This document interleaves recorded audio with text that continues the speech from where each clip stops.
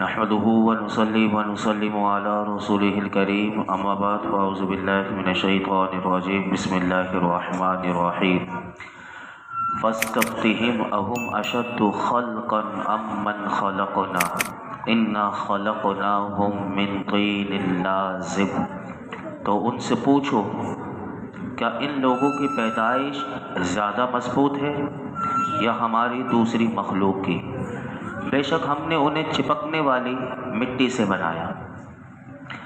اس آیت کریمہ میں اللہ رب العالمین نے فرمایا کہ کفار مکہ جو دوبارہ زندہ کیے جانے کو عقلی طور پر محال سمجھتے تھے، تو اس آیت میں اللہ رب العالمین نے اپنے محبوب علیہ الصلوۃ والسلام سے فرمایا آپ ان کافروں سے پوچھیں کیا ان کی پیدائش زیادہ مضبوط ہے یا ہماری دوسری مخلوق مثلا آسمان ہے، زمین ہے، فرشتے وغیرہ ہے۔ فرمایا کہ جس قادر برحق کو آسمان اور زمین جیسی مخلوق کو پیدا کر دینا کچھ بھی اس کے لیے مشکل نہیں اور دشوار نہیں، تو انسانوں کو پیدا کرنا اس پر کیا مشکل ہو سکتا ہے۔ بے شک ہم نے انسان کو چپکنے والی مٹی سے بنایا۔ یہ اس انسان کے کمزور ہونے کی سب سے بڑی دلیل ہے کہ اس کی پیدائش کا اصل مادہ جو ہے وہ مٹی ہے، جو کوئی شدت اور قوت نہیں رکھتی، یعنی مٹی میں کوئی شدت بھی نہیں اور کوئی طاقت اور قوت بھی نہیں۔ اور فرمایا اس پر ایک اور دلیل اللہ رب العالمین نے قائم فرمائی کہ وہ چپکتی مٹی جو ہے ان کا مادہ پیدائش ہے۔ تو اب جسم کے گل جانے اور حد یہ ہے کہ مٹی ہو جانے کے بعد پھر اس مٹی سے دوبارہ پیدائش کو وہ کیوں ناممکن سمجھتے ہیں، جب مادہ یعنی مٹیریل مٹی موجود ہے اور بنانے والا موجود ہے، تو پھر دوبارہ پیدائش کیسے محال ہو سکتی ہے۔ اس آیت کریمہ میں اللہ رب العالمین نے یہ ارشاد فرمایا۔ آگے ارشاد فرمایا بل عجبت ویسخرون وَإِذَا ذُكِّرُوا لَا يَذْكُرُونَ وَإِذَا رَأَوْا آيَةً يَسْتَسْخِرُونَ وَقَالُوا إِنْ هَذَا إِلَّا سِحْرٌ مُبِينٌ۔ بلکہ تم نے تعجب کیا اور وہ مذاق اڑاتے ہیں، جب انہیں سمجھایا جائے تو سمجھتے نہیں، اور جب کوئی نشانی دیکھتے تو ٹھٹا کرتے ہیں اور کہتے ہیں یہ تو کھلا جادو ہی ہے۔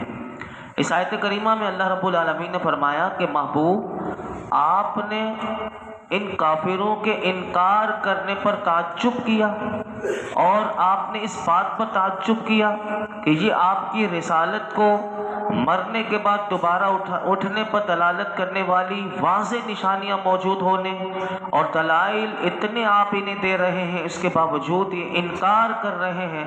وہ کفار آپ کا اور آپ کے تعجب کرنے کا یا مرنے کے بعد اٹھنے کا مذاق اڑاتے ہیں، اور جب انہیں کسی چیز کے ذریعے سمجھایا جائے تو وہ سمجھتے نہیں، اور جب ان کے سامنے آپ نے چاند کے 2 ٹکڑے کر دیے اور اتنی بڑی نشانی انہیں دکھا دی، تو پھر بھی وہ کہتے ہیں کہ یہ مذاق کرتے ہوئے کہتے ہیں یہ تو کھلا ہوا جادو ہے، یعنی چاند کے 2 ٹکڑے کر کے انہیں نشانی اللہ کی اتنی بڑی دکھا دی، پھر بھی وہ کہتے تھے کہ یہ کھلا جادو ہی ہے۔ اللہ اکبر۔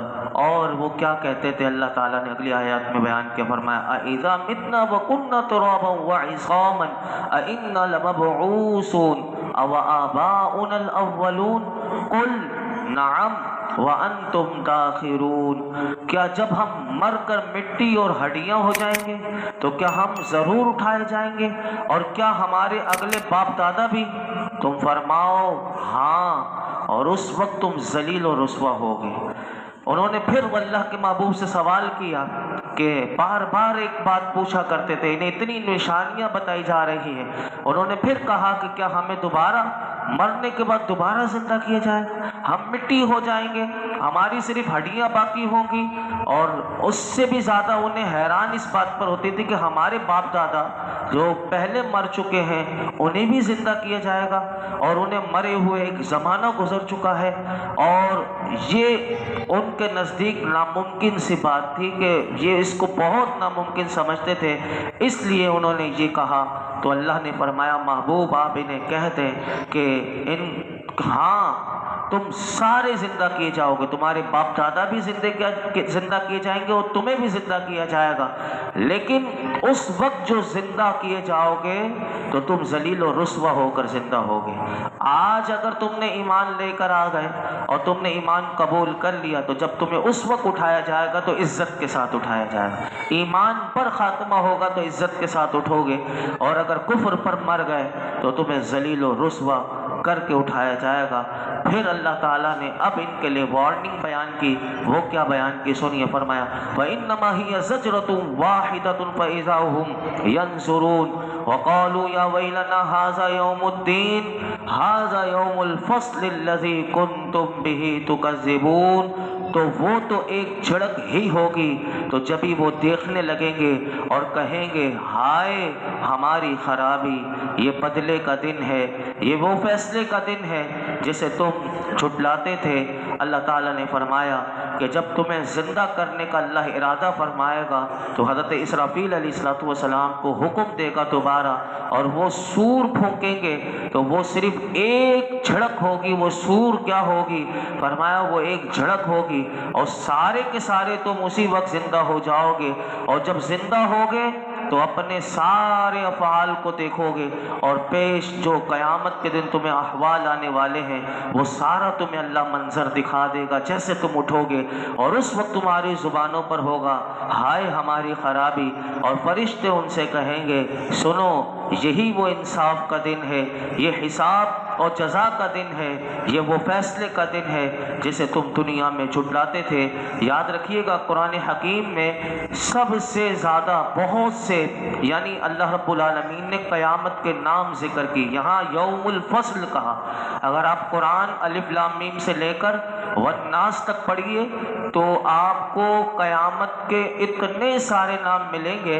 امام غزالی رحمۃ اللہ علیہ آپ فرماتے ہیں کہ جن امور کا یعنی جن کام کا جو ہوں گے، فرمایا قرآن مجید میں ذکر ہے، ان میں سے ایک قیامت بھی ہے۔ قیامت کا ذکر اللہ نے بہت کیا، اور قیامت کے دن جو مصیبتیں ہیں مصائب ہیں ان کا ذکر کیا، اور ان کے بہت سارے نام اللہ نے ذکر کیا تاکہ تم اس کے ناموں کی کثرت اور اس کے معانی جو ان قیامت کے جو نام ہیں ان کے معانی ہیں اس کی کثرت پر مطلع ہو جاؤ۔ لیکن یاد رکھیے گا امام غزالی کہتے ہیں کہ زیادہ ناموں کا مقصد اور القاب کو بار بار ذکر کرنا نہیں، بلکہ جو عقل مند ہیں جو ایمان والے ہیں ان کے لیے بڑی وارننگ ہے، کیونکہ قیامت کہ ہر نام کے تحت ایک راز ہے اور اس کے ہر وصف کے تحت ایک معنی ہے، تو فرماتے تجھے اس کے معانی کی معرفت اور پہچان حاصل کرنے کی کوشش کرنی چاہیے۔ میں اپنی گفتگو کے جو چند منٹ رہ گئے میں آپ کو قیامت کے چند نام بتاتا ہوں جو قرآن میں ذکر ہوئے۔ جب آپ اس کو سنتے ہیں تلاوت قرآن کی تراویح میں تو وہ نام ہمیں جب ذہن میں ہوں گے تو ہمیں سمجھ میں آ جائے گا کہ یہ قیامت کے نام ہیں اور وہ کون کون سے ہیں۔ سنیے اس کے معنی کیا ہیں، جو امام غزالی کہتے ہیں کہ جس کے معنی بھی پتہ ہونے چاہیے تاکہ تجھے معرفت ہو اور وہ نام بھی پتہ ہونے چاہیے۔ قرآن حکیم میں اللہ تعالیٰ نے قیامت کا ایک نام یوم العازفہ، عازفہ کا اس کا مطلب یہ ہے کہ اس کو علماء نے لکھا کہ قیامت کا دن قریب ہے، کیونکہ ہر وہ چیز جس کا آنا یقینی ہے وہ قریب ہے۔ اس اعتبار سے اللہ تعالیٰ نے قیامت کو یوم العازفہ کہا، یعنی وہ قریب آنے والا دن ہے۔ دوسرا نام اللہ تعالیٰ نے قرآن مجید میں یوم الوعید قیامت کو کہا کہ یہ عذاب کی وعید کا دن ہے، کہ دنیا میں قیامت کے عذاب کی وعید سنائی گئی۔ اس اعتبار سے اللہ تعالیٰ نے قرآن مجید میں یوم الوعید کہا، یعنی عذاب کی وعید کا دن کہا۔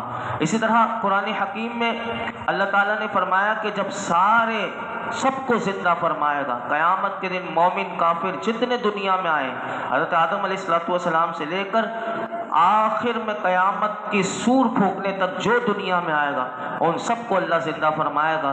اس لحاظ سے اس کا نام رکھا یوم البعث، یوم البعث، یہ قرآن پاک میں آپ پڑھیں گے۔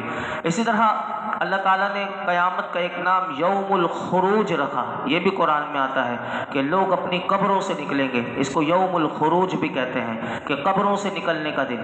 اسی طرح اللہ تعالیٰ نے قرآن مجید میں قیامت کا نام یوم الجمع، یوم الحشر، اس کا حشر یہ پوری صورت بھی ہے، یوم الحشر یوم الجمع، یعنی حشر کے میدان میں اللہ تعالیٰ ساری انسانیت کو جمع فرمائے گا۔ اسی طرح اللہ تعالیٰ نے قرآن مجید میں قیامت کا نام یوم مشہود رکھا، یعنی حاضری کا دن، پریزنٹ ہونے کا دن اللہ تعالیٰ نے، جس میں تمام مخلوق حاضر ہوگی۔ اسی طرح اللہ تعالیٰ نے یوم الحساب، یعنی تمام مخلوق کا حساب لے گا۔ یوم الدین بار بار سورہ فاتحہ میں یاد دلایا جاتا ہے کہ وہ دن آنے والا ہے جس میں ہر کسی کا بدلہ بھی لیا جائے گا اور انصاف کا دن ہے، ہر ایک کو انصاف ملے گا۔ آج دنیا میں انصاف نہیں ملتا، لیکن قیامت کے دن جانوروں کے بھی انصاف ہوں گے، انسانوں کے بھی انصاف ہوں گے۔ اللہ اکبر۔ اسی طرح یوم عظیم اللہ تعالیٰ نے قیامت کو کہا کہ جس کی دہشت حساب اور جزا کے اعتبار سے وہ اتنا بڑا دن ہوگا جس کو اللہ نے یوم عظیم کہا۔ اور اسی طرح یوم عقیم قرآن میں اللہ نے قیامت کو کہا، یعنی قیامت کے دن کافروں کے لیے کچھ بھی نہیں ہوگا، کوئی بھلائی نہیں ہوگی، اور وہ جیسے ایک عورت پانچ ہوتی ہے، جس کی عورت یعنی وہ بے اولاد ہوتی ہے، پانچ ہو گئی، اسی طرح اللہ تعالیٰ نے کافروں کے لیے کہا کہ وہ دن یوم عقیم ہے، یعنی وہ بھی پانچ کی طرح ہوں گے، یعنی ان کے پاس اب کوئی نیکیاں نہیں ہوں گی، وہ کوئی ایمان قبول بھی کرنا چاہیں گے لیکن ان کا ایمان قبول نہیں ہوگا، اس دن فیصلے کا دن ہے۔ اور اسی طرح یوم عسیر کہا، یعنی سخت دن ہے۔